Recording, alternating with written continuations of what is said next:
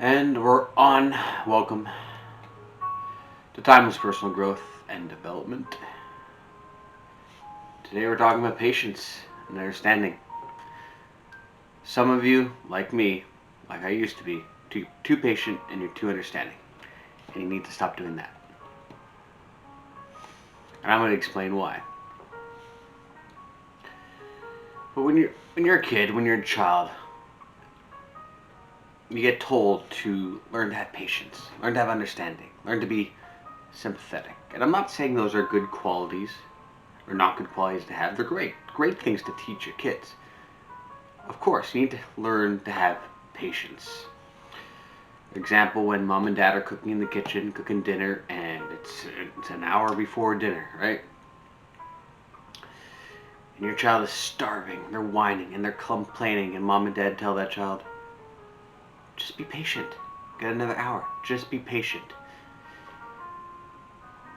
And that's good. Yes, in that specific context, that is very good to have patience, to have understanding, and to actually teach your kids to have postponed gratification. In that context, yes, it's appropriate. You should teach them to have patience and wait. They don't need to eat and stuff their face before dinner. They can wait an extra hour, make themselves more hungry, and then dinner will be much more satisfying. Right. But which situations, which context in life do we need to stop being patient and understanding? And now having too much patience and too much understanding and too much sympathy can hinder us and can affect our quality of life. Well, I can give you one example. And we've all experienced in one way or another, all around the globe, are these lockdowns. Lockdowns that we're experiencing. It's really testing our patience, isn't it? I know it's testing mine. So I ask, at what point during all these lockdowns are we going to stop being patient and understanding and trust the government's doing the right thing, right? Or at what point are we just going to start getting fed up and just like, enough is enough? Stop it. When are we going to draw that line in the sand and say, stop, enough, it's over, and set that boundary? Because that is what will hinder having too much patience, too much understanding. It becomes a lack of a boundary. That's when it becomes problematic, when you have no boundaries, you have no line in the sand. At no point you're going to tell the people around you, nope, you're not doing that to me anymore. I'm done being patient. I remember working with this child once, and we're doing schoolwork. This child, he's getting all upset, all frustrated with me, and starting giving me attitude, and I'm ignoring it, and I'm ignoring it, and I'm ignoring it, and I'm ignoring it. Like, oh, but I'll stop. I'll stop eventually. When we just ignoring it long enough, he'll stop eventually. I was younger, I was inexperienced, and I remember the teacher in the classroom at that time just turned and just like, all right, no more. Logan, you're being too patient with this young man. Now he needs to stop. And the teacher pulled me outside later and explained to me that it's good to have patience with children. It's good. It's very good. It's a great quality to have, and you need to have that. But there needs to be a point where that patience stops. Because when kids know when that patience and the understanding stops, they know they've reached a line that they can't cross anymore. Because if you have unlimited patience,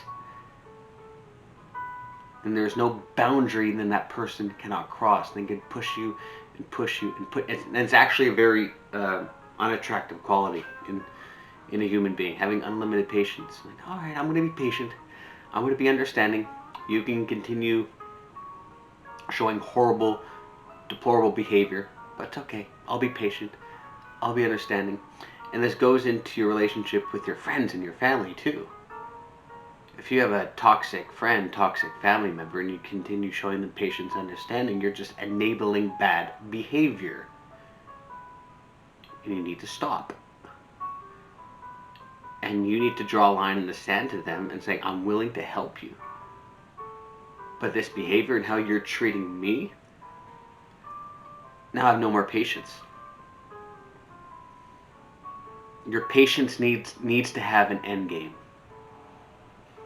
It can't be unlimited patience. It cannot. Your patience, think of your patience and your understanding as water in a cup. You can only fill it up so much.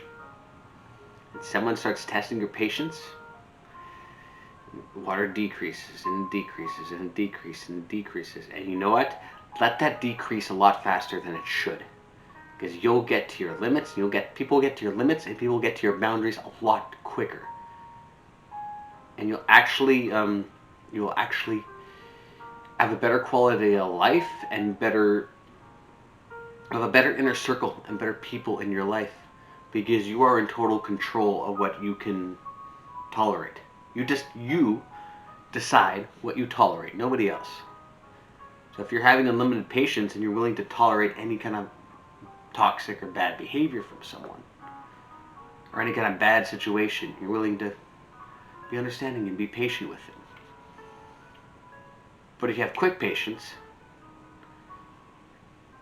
and you're willing to set that boundary a lot quicker and a lot firmer than you were before, you'll be able to control a lot better of the positives and negatives that come into your world a lot quicker, and it'll increase the quality of your life. It'll be a lot better. But you got to get comfortable setting boundaries with people. Stop being afraid of hurting someone's feelings and setting that boundary. Like, no, don't get angry or upset with them, but set a boundary. There's a difference. Because when you're getting angry and you're screaming, you're losing control. You don't want to lose control. You just want to set a boundary and be firm and be assertive about it. Set that boundary. And stop worrying about always having patience, and realize patience is on a case-by-case basis. Beginning of this video, that child waiting for dinner to come, yes, that's a situation where you need to have patience. It's the parent's job to teach that kid to have patience, to learn postponed gratification. But if you have a friend or you have a spouse, or your government keeps putting you into lockdown, it's a time where you let your patience go. Let it. Because that's when you're going to say enough is enough, and you're going to take action to make that change. Because if you just keep telling yourself, oh, we'll have patience, oh, they'll stop their behavior, oh, this will stop eventually, well, it's going to keep going, and it's going to keep going, and it's going to keep going, and it's going to keep going until you say no. Put your goddamn foot down and say no. No, I'm done. I'm over it. This behavior changes, or you leave. Goodbye.